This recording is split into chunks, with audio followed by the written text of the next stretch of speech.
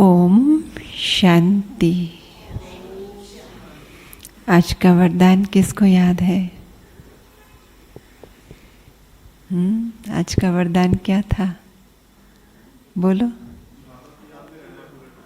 बाबा की याद में रहे, मगन रहे, एक रस अवस्था द्वारा साक्षी दृष्टा भव। एक रस अवस्था में रहने वाले साक्षी दृष्टा भव।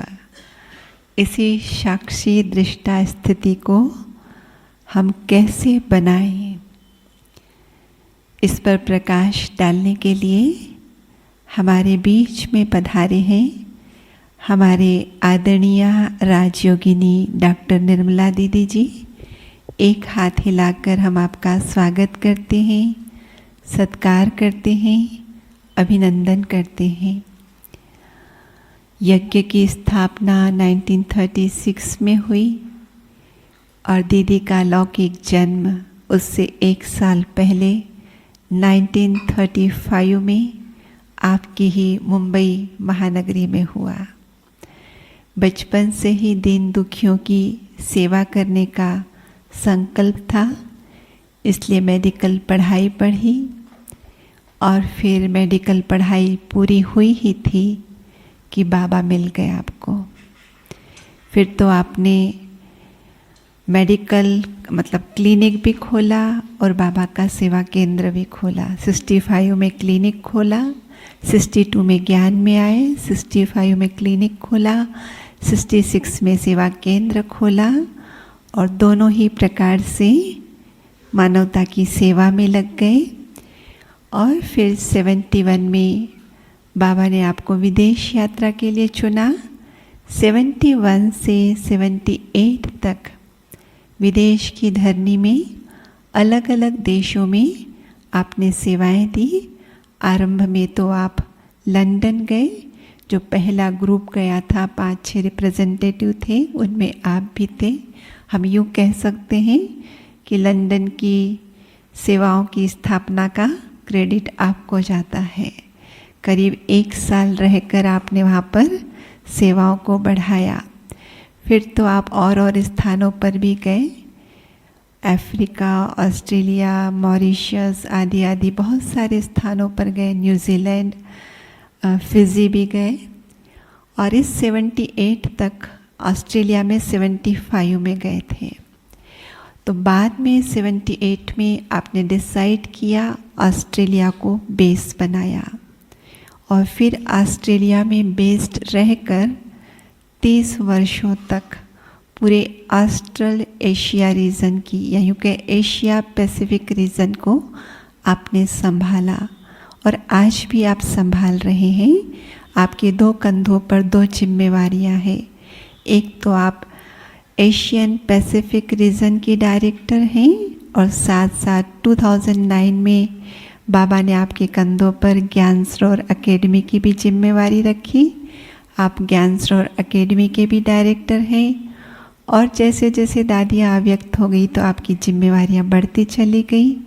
आप यज्ञ की जॉइंट एडमिनिस्ट्रेटिव हेड भी हैं, IT विंग की चेयरपर्सन भी हैं। इसके अलावा बहुत ही इनकॉग्निटो रूप से बहुत सारी जिम्मेवारियों को आप संभालते हैं, लेकिन फिर भी बहुत हल्के, बहुत न्यारे, बहुत प्यारे, जैसा आपका नाम है ऐसे निर्मल पावन वाइब्रेशन फैलाने वाले जो बाबा आपको टाइटल देते थे, निर्मल आश्रम।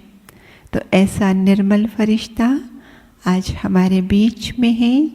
हम आपसे सुनेंगे साक्षी दृष्टा स्थिति की गहराई क्या है, कैसे हम उसे बनाएं।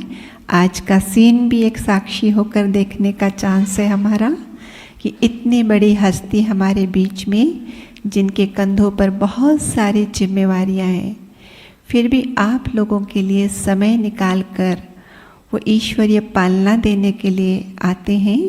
लेकिन ड्रामा अनुसार आज का सीन कुछ ऐसा है जो प्रैक्टिकली हमें साक्षी होकर देखना है। तो अभी हम सुनते हैं दीदी से साक्षी दृष्टा स्थिति। दीदी जी। ओम शांति। पहले तो सब मास्क पहन कर बैठे। मास्क गले में रखने के लिए या पर्स में रखने के लिए नहीं होता है, पहनने के लिए। और दूसरा जो नीचे बैठ सके नीचे बैठे, आगे आवे। प्रश्न उत्तर करेंगे। आज थोड़े हैं ना, तो मज़ा आएंगे प्रश्न उत्तर से।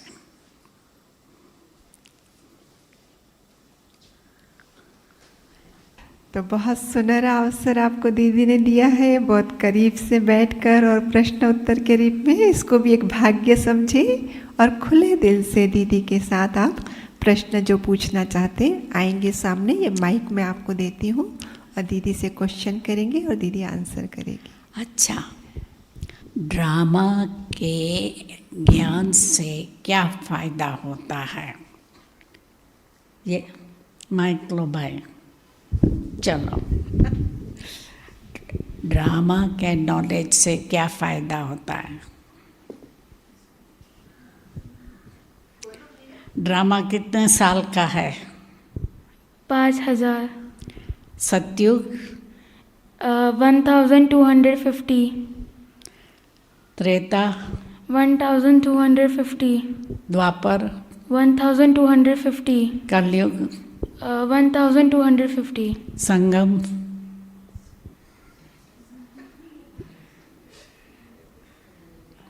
संगम। The lady come, you come here. आगे आओ, आगे आओ। यहाँ उसके पास में बैठो तो माइक ले लो उससे और जवाब दो। संगम युग कितने साल का है? संगम युग कितने 10 साल का है? कितने साल से ज्ञान में है? 10 years and you don't know। अच्छा, कितने बाप हैं? 2। कौन से? ब्रह्मा बाबा, शिव बाबा। और लौकिक माँ बन गया क्या? लौकिक बाप को बिल्कुल भूल गई तो कितना हुआ? पापा हाँ, 3 हो गए। 3। और माँ कितनी है? 2। कौन सी कौन सी? मम्मा, हाँ, जगदम्बा। मम्मा और जगदम्बा दूसरी है क्या? नहीं, मतलब मेरी मम्मा। हाँ? लौकिक मम्मा और जगदम्बा। लौकिक माँ और जगदम्बा। जगदम्बा, बस। What about you? कितनी माँ हैं? 2। माता आप बताओ, उसको दो फोन। 5। कौन सी? ब्रह्मा माँ, हाँ, मम्मा, हाँ, और लौकिक माँ। तो 3 हुई। और शिव बाबा भी माँ है। माता पिता है, तो 4 माँ और 3 बाप। याद रहेगा? अच्छा, संगम युग कितने साल का है? 100 years। अच्छा, उनको दो, बाजू वाले को। ड्रामा को जानने से क्या फ़ायदा होता है? ड्रामा को अगर हम जानते हैं तो स्थिति थोड़ा ये निकाल के बोलो भले। स्थिति अच्छी रहती है, क्योंकि अगर कोई भी परिस्थिति आती है और ड्रामा की हमें नॉलेज है तो उसके अकॉर्डिंगली हम समझ पाते हैं और स्थिति अच्छी बनी रहती है, डिस्टर्ब नहीं होते हैं हम। दूसरा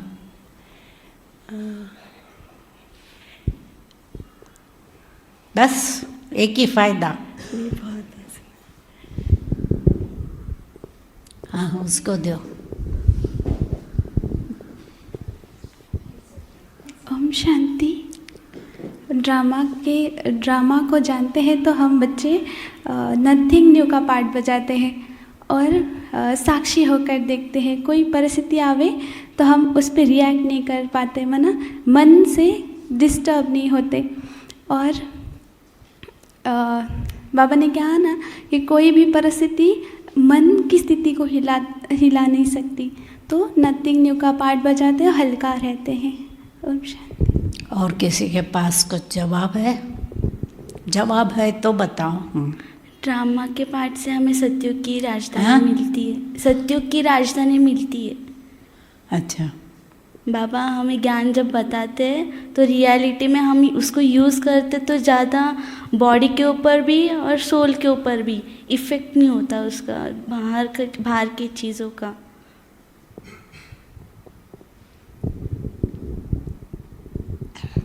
ड्रामा के ज्ञान से हमें हलचल में नहीं आते, कोई भी परिस्थिति आती है तो हलचल में नहीं आते।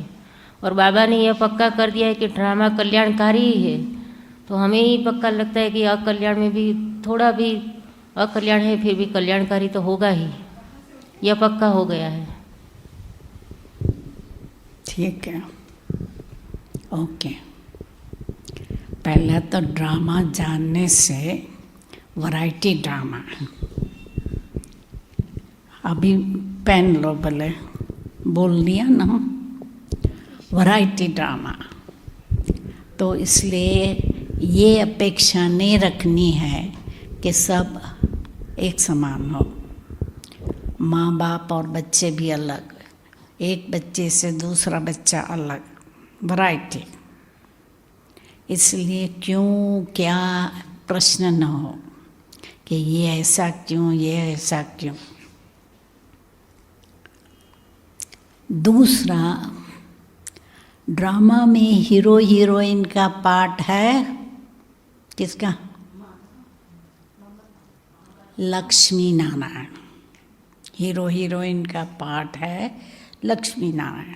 तो हमको क्या एम रखना है, जैसे लोग क्या करते हैं आज दुनिया में, माता क्यों ये कर लिया?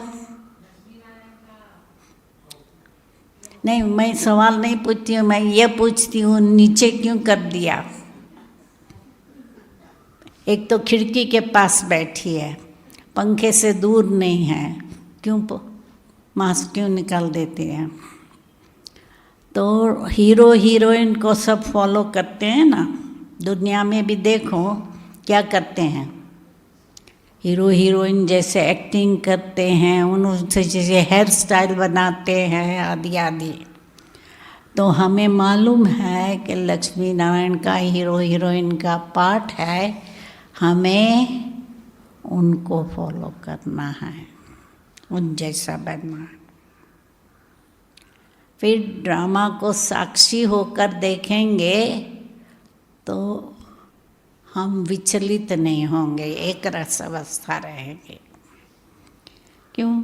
सब अपना अपना पार्ट बजा रहे हैं। तो इसलिए साक्षी होकर देखेंगे, अवस्था ऊपर नीचे नहीं होंगी। फिर ड्रामा बदलता रहता है ना, एक एक पार्ट बदलता है। तो जो दुख के दिन आएंगे वो हमेशा के लिए नहीं रहेंगे, बादल आएंगे बिखर जाएंगे। इसलिए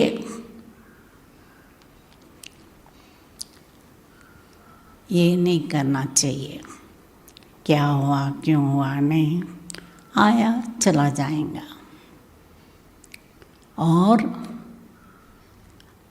अभी ड्रामा जो मिसल चलता रहता है, जो भी होता है कल्याणकारी। ड्रामा में जो होता है कल्याणकारी। इसलिए पास्ट हुआ कुछ भला था, प्रेजेंट हो रहा है भला हो रहा है, फ्यूचर होगा और भी अच्छा होगा। इसलिए न पास्ट का चिंतन करना है, न फ्यूचर की चिंता करनी है। और अब ड्रामा पूरा हो रहा है, तो ड्रामा पूरा होता है तो क्या होगा? घर जाना है, ठीक है ना? जब ड्रामा पूरा होता है तो घर जाते हैं एक्टर्स, और ड्रामा में कोई पति है, कोई पत्नी है, होता है, परंतु ये जानते हैं कि ये तो पाठ बजा रहे हैं, तो अलग होने से दुख नहीं होता ना। तो यदि ये याद रहे कि हम सब एक्टर्स ड्रामा में पार्ट बजा रहे हैं, तो कोई मरता है, कोई अलग हो जाता है, तो हमको मालूम है कि ये क्या है, इनका ड्रामा में पार्ट पूरा हुआ, तो इसलिए दुख नहीं होगा। और अभी घर जाने के लिए तैयार होना है।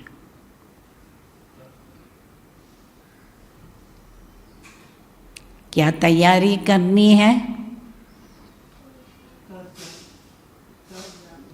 घर जाने के लिए कौन सी तैयारी करनी है? हाँ, संपूर्ण बनना है। भाई लोग, बहुत जगह है, थोड़ी डिस्टेंस रखो और मास्क पहनो।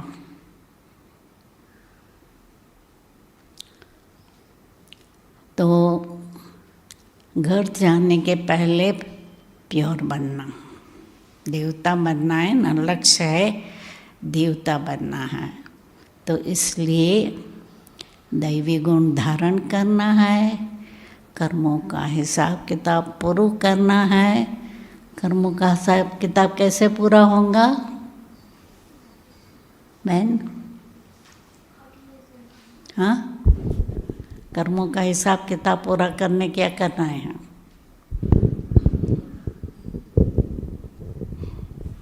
उसको मालूम नहीं जवाब है। अगले जन्म में हिसाब किताब पूरा है? अगले जन्म में हिसाब किताब पूरा होगा। हमने अगर कर्मों का हिसाब पूरा करने के लिए बाप से योग लगाना है। पास्ट विकर्म खत्म करने योग लगाना है, और पुण्य का खाता जमा करना है। ठीक है ना? मरने के पहले देखना है कि हमने पुण्य का खाता पूरा जमा किया है।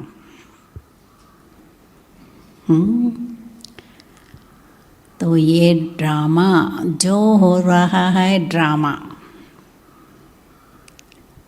तो बाबा कहते हैं किसी को दोष नहीं देना है, ड्रामा अनुसार सब हो रहा है। अब साक्षी स्थिति बनानी है, लक्ष्य है साक्षी हो के रहना है। तो साक्षी दृष्टा स्थिति बनाने के लिए सदा स्वचिंतन चलता रहे।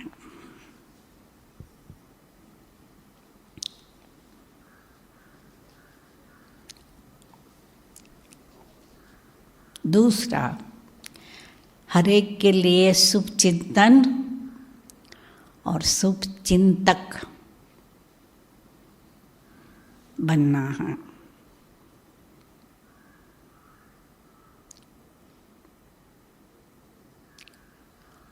और व्यर्थ बातों में नहीं जाना है, ये ध्यान रखना है।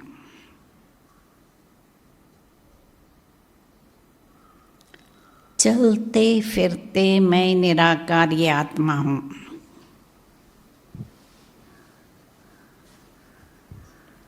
और कर्म करते अव्यक्त फरिश्ता हूँ,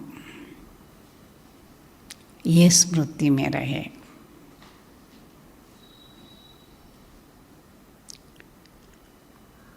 और दुनिया में जो कुछ होता है, फरिश्ता क्या करेंगे? हमेशा ऊपर होता है ना, ऊपर से साक्षी होकर देखता है और सहयोग देता है।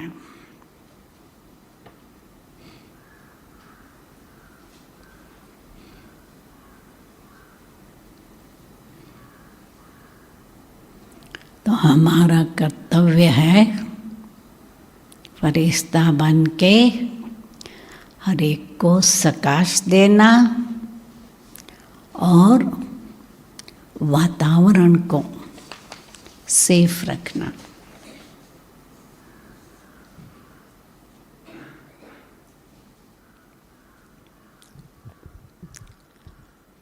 तो साक्षी दृष्टा स्थिति के लिए देह से न्यारे होकर कर्म इंद्रियों से कर्म करते स्वयं को इस ड्रामा के अंदर विशेष पाठधारी समझ पाठ बजाना है।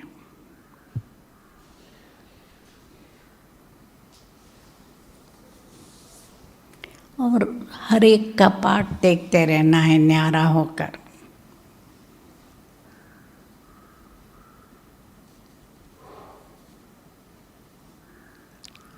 और जितना साक्षी दृष्टा रहेंगे तो हमारी स्थिति पावरफुल रहेंगे।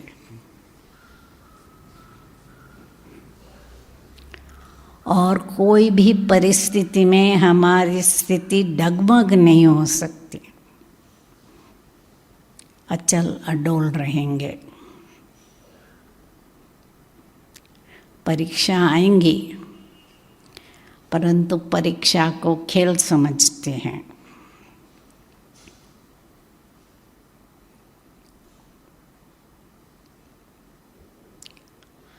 आश्चर्यजनक सीन आएंगी तो उसमें मुरझाएंगे नहीं,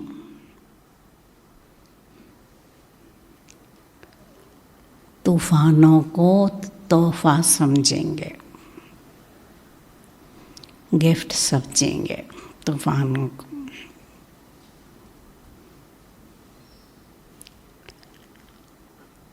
स्वभाव संस्कार के टक्कर होने ते उसको आगे बढ़ने का आधार समझकर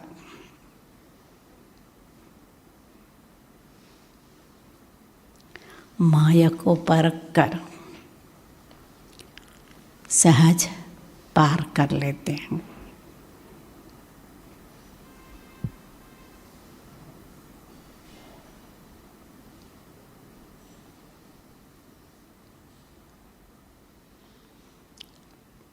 जब साक्षी सृष्टि में रहते हैं तो साक्षी रूप में देखकर निर्णय करने में बहुत मज़ा आता है। भय नहीं लगता।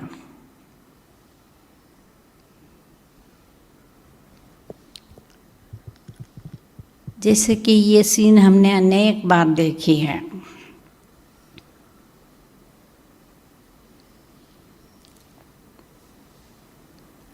और वायुमंडल लाइट रहता है, पेपर आएंगे परंतु पहाड़ समान पेपर को भी राइस समान अनुभव करना है।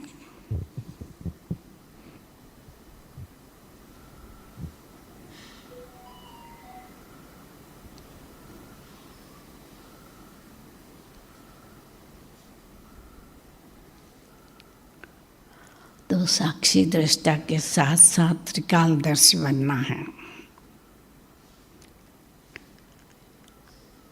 तो तीनों कालों का जानने वाला और कर्म का भी आदि मध्य अंत को जानने वाला।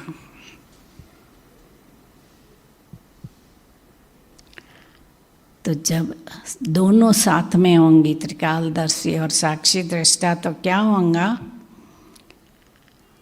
हम पूज्य बन जाएंगे भविष्य और अभी भी। और हर एक के सामने एक एग्जाम्पल बन जाएंगे, हमें लोग फॉलो करेंगे।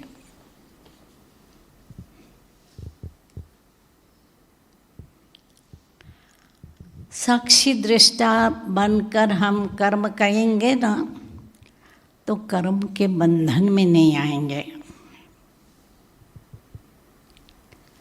कर्म के संबंध में जरूर आएंगे, क्योंकि बाबा कहते हैं गृहस्थ व्यवहार में रहो, संबंध में रहो, प्यारा और न्यारा रहो। तो संबंधियों से न्यारे रहेंगे और बाप के प्यारे रहेंगे।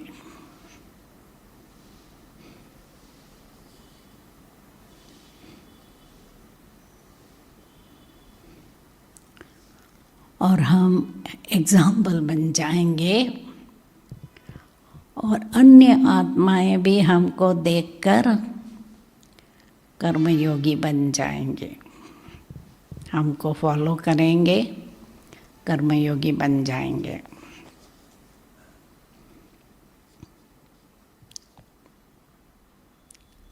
और बाबा हमेशा कहते हैं साक्षी भी रहो, बाप को साथी भी बनाओ। यदि बाप साथी है और साक्षी है तो कोई भी बात में टेंशन नहीं रहेगा, कोई प्रश्न नहीं उठेगा।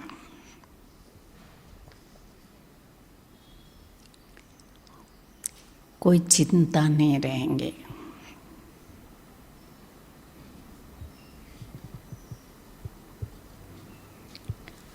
क्योंकि हम रहते हैं कलयुग में, हमारे आसपास कई तमोगुणी आत्माएं होंगी, चाहे घर में, चाहे नौकरी धंधे पर।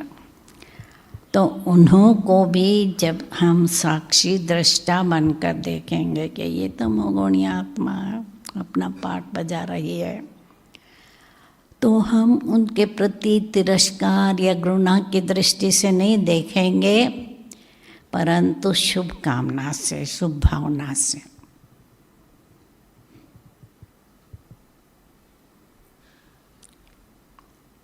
और उन्हें शांति और शक्ति का दान देंगे।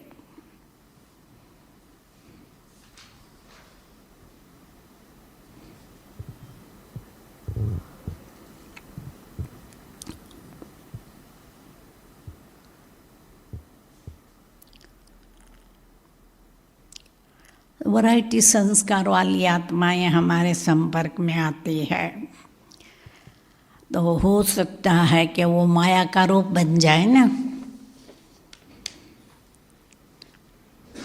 तमोगुणी आत्माएं माया का रूप बन जाती है।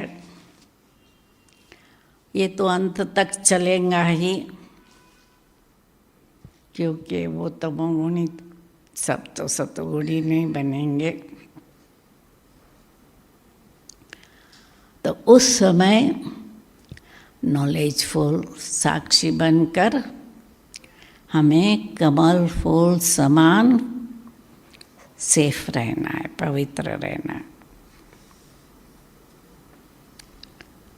और टक्कर में नहीं आना है। जितना साक्षी बनेंगे ना, टक्कर में नहीं आएंगे।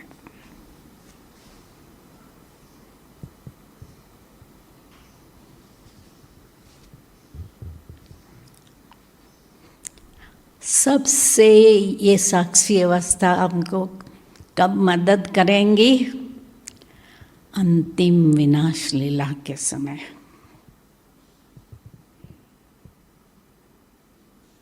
तब यदि साक्षी दृष्टा है तो हलचल में नहीं आएंगे, नहीं तो क्या हो रहा है, कैसे हो रहा है, क्या होगा, कैसे होगा, आदि आदि हलचल हो जाएंगे ना। तो उस समय देह के संबंध, वैभव, प्रकृति कोई भी हमें डिस्टर्ब नहीं करेंगे।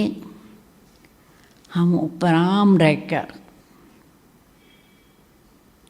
शांति और शक्ति की किरणें सर्व आत्मा के प्रति दे सकते हैं। वो स्थिति हो।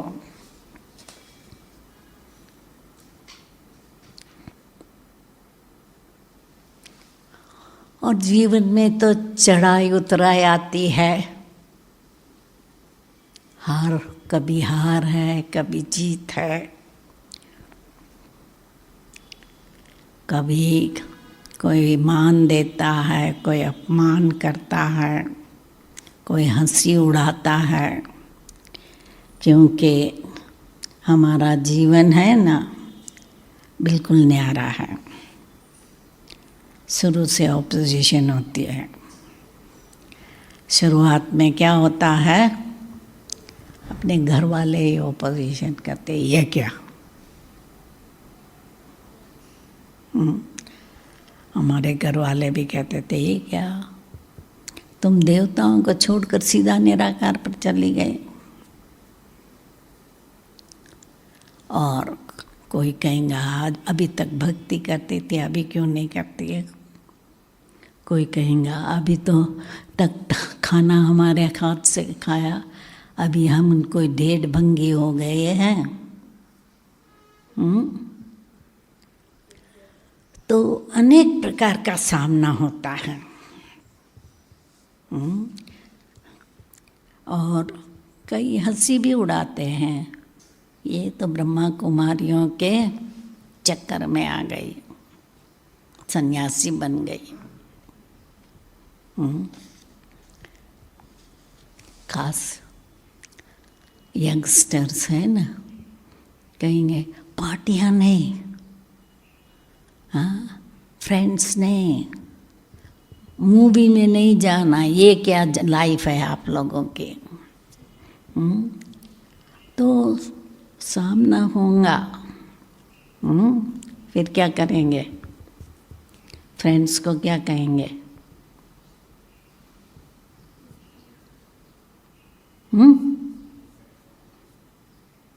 फ्रेंड्स को क्या कहेंगे।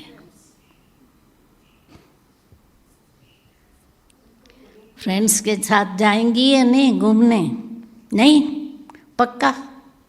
इसकी माँ कौन है, माँ है,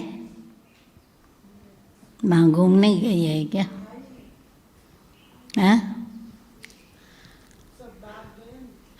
माँ घूमने गई और बेटी यहाँ बैठी है क्या, हाँ क्यों तुम नहीं गई पीस पार्क, हाँ।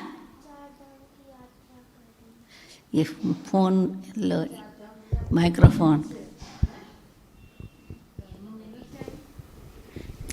मम्मी कहाँ है, 4 धाम की यात्रा कर रही है शायद।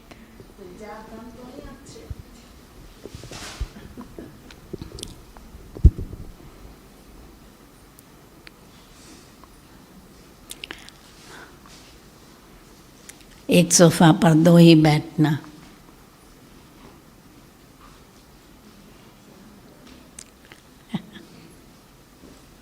बहन सुनती नहीं है क्या, थोड़ा डिस्टेंस रखो।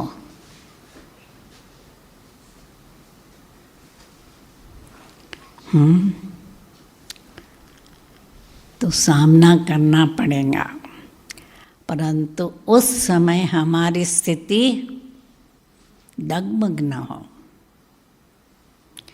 क्योंकि जब निश्चय है मैं जो कर रही हूँ ठीक कर रही हूँ मेरे कल्याण के लिए,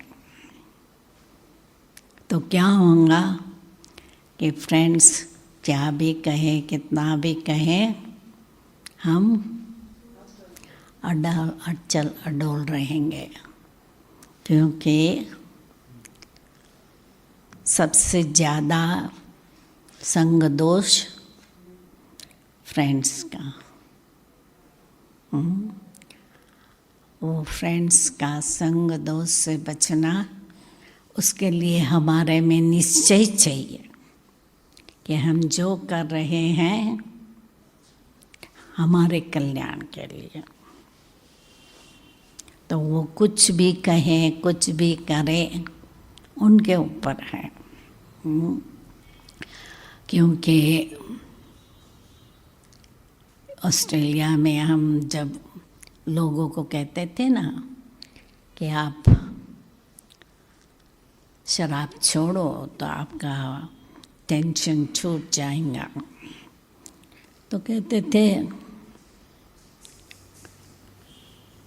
मेडिटेशन नहीं करना है हमको, शराब से ठीक है, चाहे चाहे। तो अपनी आदत नहीं छोड़ना चाहते लोग। तो क्या है कि संग दोष एक बहुत खराब चीज़ है। संग दोष के कारण कईयों ने ज्ञान छोड़ा। क्या है कि ऑस्ट्रेलिया में तो खास लोग आए ज्ञान में, क्योंकि अपने मित्र संबंधी ज्ञान में थे। यहाँ फैमिली के कारण ज्ञान में आते हैं ना, कि माँ बाप आते हैं तो बच्चे भी आ जाते हैं। वहाँ बच्चे आए, पर जैसे भी टीनेजर बने तो संग दोष में चले गए। इतने तक के हमारे पास एक बारी ऑस्ट्रेलिया में सिडनी में 12-13 पांडव भवन शक्ति भवन थे। अभी मुश्किल एक है। क्या होता था कि फ्रेंड्स सब आए, साथ में रहे। ज्ञान के पहले उन्होंने क्या किया था,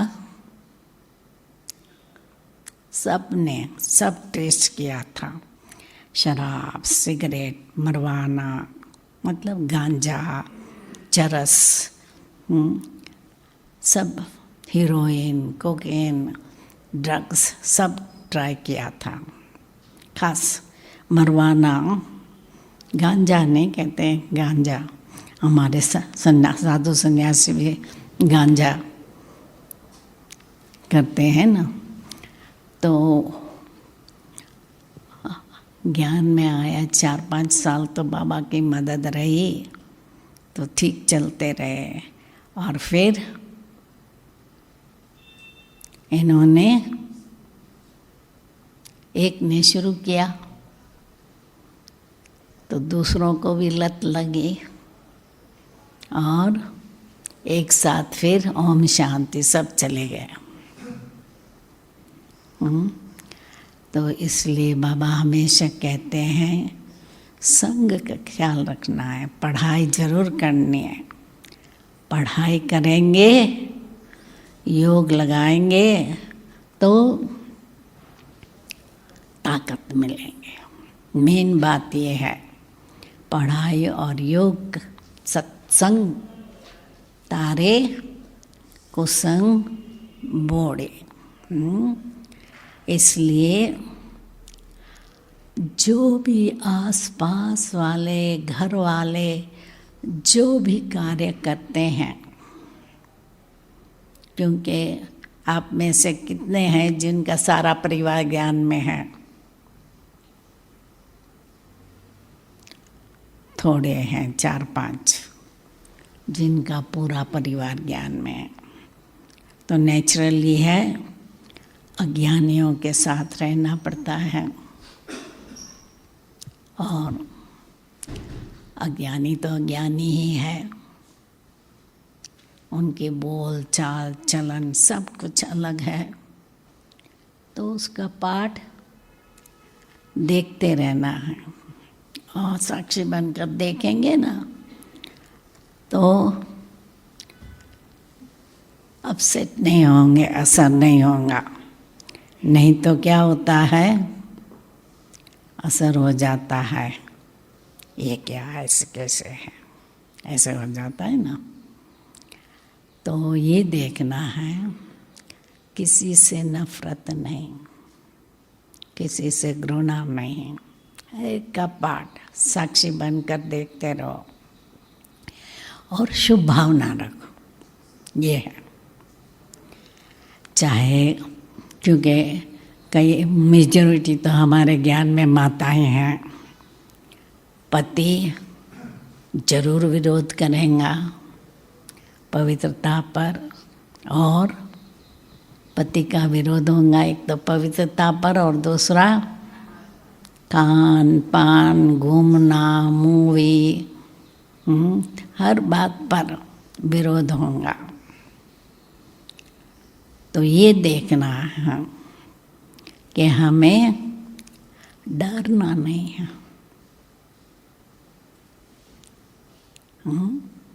न उसके प्रति गुस्सा हो, भले कितना भी गुस्सा करे, हमें शांत रहना,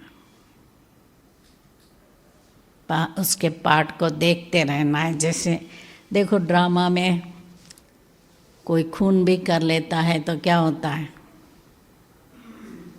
हम थोड़ी नफरत करते हैं या वैर भाव रखते हैं, देखते रहते हैं ड्रामा को। ऐसे हर एक के पार्ट को इस बेहद के ड्रामा में देखते रहो और हम उसमें जरा भी नेगेटिव भाव न हो, ये ध्यान में रखना है। कोई भी नेगेटिव भाव, न डर है, न चिंता है, न टेंशन है, न घृणा है, शुभ भावना, शुभ कामना।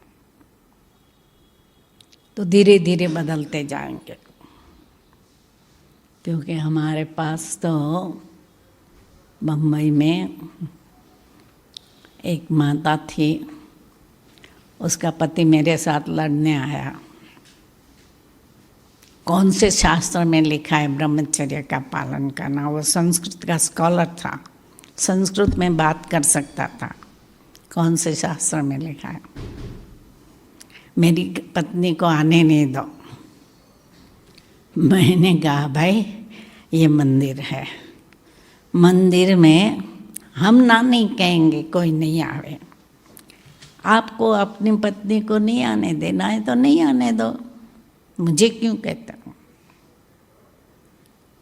तो 2-4 बारी अपनी पत्नी को घर से निकाल दिया। एक बार तो रात को 10 बजे निकाल दिया। अभी रात को 10 बजे कहाँ जाएंगी माता?